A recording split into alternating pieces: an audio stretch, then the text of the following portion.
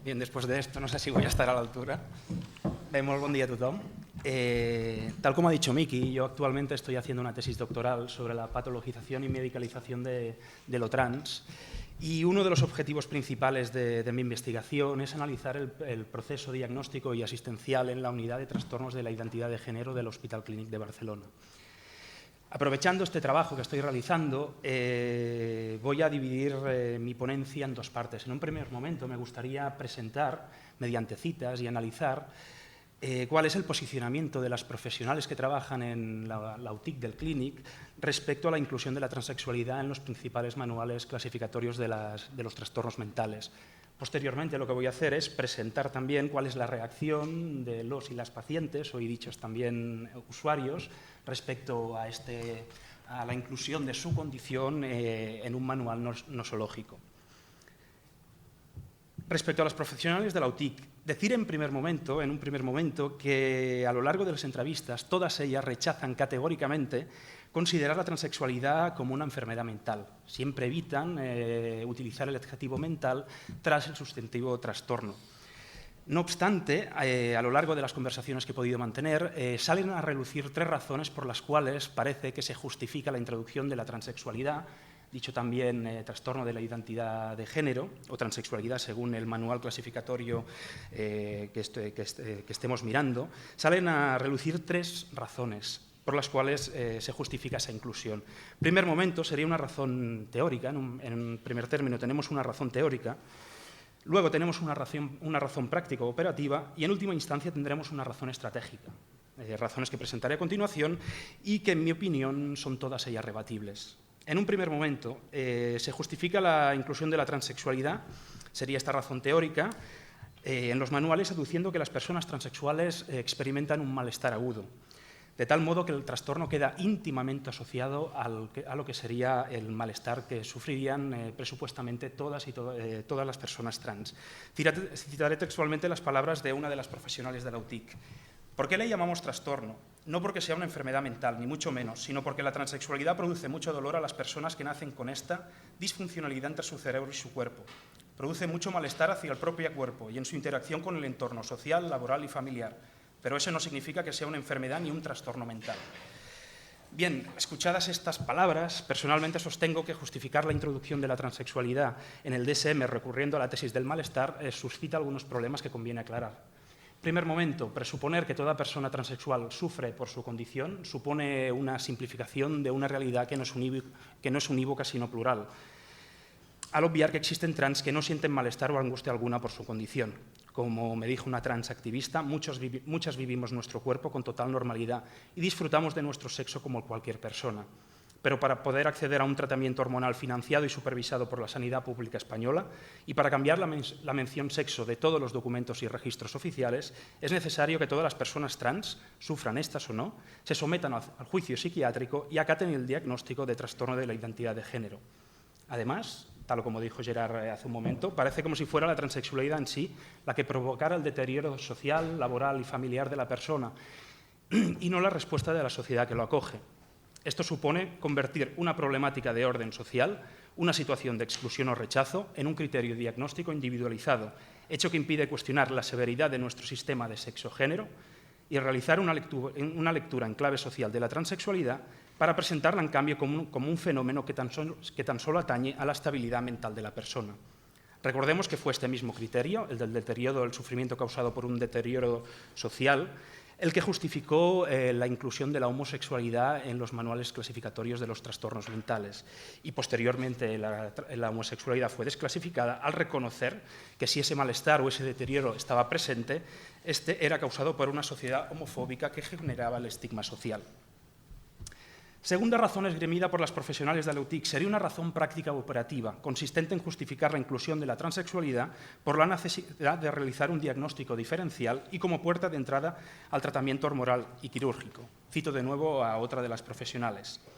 La transexualidad está en el DSM sobre todo para poder realizar el diagnóstico, para poder ayudar a estas personas durante todo el proceso y para que luego puedan ser hormonadas y puedan pasar por la intervención quirúrgica, porque si no hay un diagnóstico, ningún cirujano o endocrino hará el tratamiento. Además, Tenemos que hacer el diagnóstico porque hay algunas patologías mentales que presentan unos síntomas que se pueden confundir con el trastorno de la identidad de género.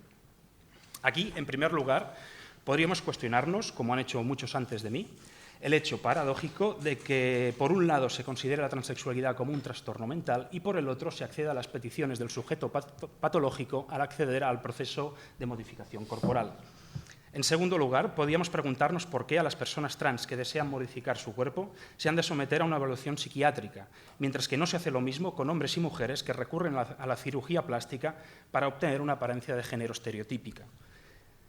Además, si llegásemos a considerar, como consideran algunas de las profesionales de la UTIC, que esto es así, es decir, que se exige un diagnóstico psiquiátrico porque la faloplastia y la vaginoplastia son cirugías de especial relevancia, es decir, cirugías que implican una amputación de órganos, podríamos pensar que se podría realizar sencillamente una evaluación de la salud mental de la persona, tal y como sucede en algunos puestos de trabajo estratégicos, sin necesidad de tener como referente ninguna categoría diagnóstica. Y, en tercer lugar, tampoco podemos justificar su inclusión en los manuales aduciendo la necesidad de un seguimiento psicológico de la persona a lo largo del proceso de modificación corporal. Sin negar que el soporte psicológico puede resultar beneficioso en algunos casos, lo cierto es que actualmente se está prestando asistencia psicológica a personas que están atravesando una situación difícil, como es el caso de los enfermos oncológicos, sin que por ello la situación productora del malestar, el cáncer, sea patologizada. En última instancia, encontramos la razón estratégica, consistente en destacar la necesidad de la inclusión de la transexualidad en las nosologías mentales para que, de este modo, el tratamiento pueda ser costeado por una administración pública o por alguna mutua sanitaria. Vuelvo a citar: yo siempre les digo a los transexuales que, al margen de las consideraciones filosóficas, pelean porque siguen estando allí, en los manuales, porque el hecho de que figuren en alguna clasificación diagnóstica es lo que burocráticamente permite a la sanidad pública hacerse cargo de la asistencia. Es el fundamento burocrático para que esté reconocida la asistencia a la transexualidad. Es por una cuestión estratégica, y muchos de ellos lo entienden y lo tienen muy claro. Muchos de los muy bregaros en conseguir asistencia en el Sistema Nacional de Salud saben perfectamente que si se salen de las clasificaciones, se salen del sistema. Ante este razonamiento, podemos sostener que el hecho de insistir en el aspecto estratégico del diagnóstico, esto es, presentarlo como un simple trámite procedimental que permite el acceso a un tratamiento costeado por la sanidad pública o las compañías aseguradoras, hace que el diagnóstico pierda su principal razón de ser como evaluación clínica para convertirse en un mecanismo indispensable en la mercantilización de la salud. Además, no podemos olvidar que la OMS define la salud como un estado completo físico, como un estado completo de bienestar físico, mental y social, y no solamente como la ausencia de afecciones o enfermedades, por lo que no parece nada descabellado que se pueda seguir manteniendo la cobertura pública del tratamiento sin necesidad de que exista ninguna categoría diagnóstica, solo apoyándonos en la tesis del bienestar físico, mental y social de la persona. ¿Qué opinan los pacientes ante esta patologización de su condición? Pues escuchando a todas las opiniones respecto a esta problemática, he tenido la oportunidad de entrevistar a una treintena de usuarios y usuarias de la UTIC, se podría decir que su opinión es algo ambivalente. Por un lado, cuando se les pregunta si están de acuerdo con la introducción de la transexualidad en el DSM, a ellos les resulta extremadamente difícil no asociar el trastorno de la identidad sexual con un trastorno mental.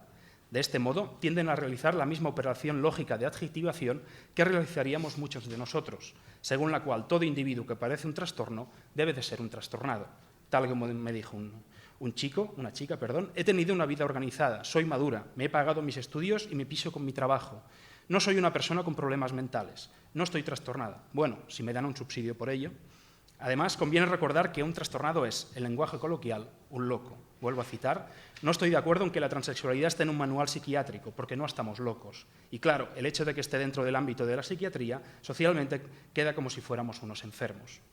Además, algunas de las usuarios y usuarias de la TIC se muestran reticentes ante la necesidad de obtener un diagnóstico diferencial que confirme su transexualidad, pues afirman ser plenamente conscientes de lo que les pasa y de lo que buscan. Vuelvo a citar: no me gusta ir a un sitio a demostrar lo que soy porque lo tengo clarísimo, y en realidad tú no vas a ningún sitio a demostrar que eres un hombre, ¿verdad? Y además intentan desvincularse de la imagen degradante asociada a los pacientes psiquiátricos. Cuando voy a la psiquiatra siempre digo a mis amigos: pero yo no estoy mal, ¿eh? Con todo, la mayoría de los usuarios entrevistados valoran muy positivamente el trato recibido por parte del personal de la UTIC, porque consideran que han mostrado empatía hacia su situación. Comparten la opinión del personal médico en cuanto a la necesidad de realizar un diagnóstico diferencial con el fin de descartar alguna patología que pudiera confundirse con la transexualidad y destacan la utilidad de una asistencia continuada psiquiátrica y psicológica porque dicen que es bueno para obtener información y para obtener un acompañamiento a lo largo de todo el proceso. Vuelvo a citar a una chica. Estoy totalmente de acuerdo en que exista la figura de un psicólogo que te haga un acompañamiento y que te ayude a pasar los primeros tiempos en el supuesto de que no tengas nadie a tu lado que conozca el tema. Nadie nace enseñado. Además, aunque son minoría, alguna entrevistada también comparte la razón estratégica esgrimida por alguna profesional, sobre todo ahora que nos encontramos dentro de un contexto de crisis económica y la sanidad pública está afectada por graves recortes presupuestarios. Como me dijo una chica, aunque no me guste que nos vean como enfermos mentales, creo que ahora no es el momento para tener estos debates. Hemos de tener mucho cuidado con lo que decimos, porque están cerrando quirófanos por todas partes. Para finalizar, me gustaría presentar algunas perspectivas de futuro en relación a la inclusión o la exclusión de la transexualidad de todos los manuales clasificatorios de los trastornos mentales. A largo plazo, supongo que nadie dudará en que la transexualidad o alguna de sus formas o alguna de sus categorías análogas, como trastorno de la identidad de género, acabará saltando de los manuales. A corto y medio plazo, que supongo que son los motivos por los cuales todos y todas nosotros estamos aquí. ¿Qué quiere decir a corto y medio plazo? Que la transexualidad sea desclasificada en las próximas ediciones de los trastornos mentales. La 11ª edición de la CIE y la 5ª edición del DSM, de la Asociación Norteamericana de Psiquiatría. A corto y medio plazo, pues creo que hay indicios para ver el vaso medio lleno e indicios para ver el vaso medio vacío. Indicios para ser optimistas, pues presentaré 3. El comisario europeo de Derechos Humanos, el Thomas Hammarberg, pidió la desclasificación de la transexualidad como trastorno mental en múltiples organismos internacionales y en países miembros del Consejo de Europa. El pasado 28 de septiembre, el Parlamento Europeo acordó eliminar la transexualidad como patología. Y finalmente, el pasado 12 de octubre, la UTIC de Málaga pasó a denominarse Unidad de Transexualidad e Identidad de Género. Por otra parte, y como nota pesimista, tenemos a la Asociación Norteamericana de Psiquiatría, la APA, que parece entestada a que la transexualidad siga incluyéndose en la 5ª edición del DSM. Aunque, como no son inmunes a las críticas recibidas desde múltiples ámbitos, parece que actualmente se encuentran en un auténtico bucle terminológico. En un primer momento, ahora unos meses, si seguimos sobre todo la evolución de los debates que presentan en su web, cambiaron la denominación de trastorno de la identidad de género por el de incongruencia de género, afirmando que comprendían las críticas de las asociaciones trans en relación a la consideración de la palabra trastorno como un elemento estigmatizante. Aunque, si nos fijamos, el término incongruencia también tiene una fuerte connotación normativa. Recordemos que la RAE define esta palabra, en su segunda acepción, como un dicho hecho faltos de sentido, de lógica, como si fuera un atentado a la lógica rechazar el género que nos viene asignado al nacer en función a nuestra configuración genital. El otro día, cuando estaba preparando esta ponencia, volví a meterme en la web de la Asociación Norteamericana de Psiquiatría y me sorprendió que habían vuelto a cambiar de denominación. Habían cambiado otra vez la incongruencia de género y se habían decantado por un término ya clásico de disforia de género. Ellos aducían que la incongruencia de género podía ser una categoría que podría aplicarse erróneamente a personas con conductas de género atípicas, pero que en cambio no tienen ningún problema de identidad de género. Recordemos que la categoría disforia de género fue creada en los años 70 por un médico inglés que se llama Norman Fiske, para denominar no solo la transexualidad, sino también otros trastornos relacionados con la identidad de género. Con este término, disforia de género, él pretendía designar la insatisfacción, o otra vez, malestar, resultante del conflicto entre la identidad de género y el sexo asignado. La APA parece defender este término por tener, cito textualmente, una larga historia en la sexología clínica y resultar familiar a clínicos y especialistas en el tema. Bien, pueden ir cambiando de término, pero la verdad es que la APA no varía en ningún momento los presupuestos que antes apuntaba Gerard para seguir manteniendo la transexualidad en cualquiera de sus artificios terminológicos en su manual clasificatorio de los trastornos mentales. ¿Cuál sería ese presupuesto? Considerar como un hecho patológico el que cualquier persona rechace el género asignado en función de su morfología corporal.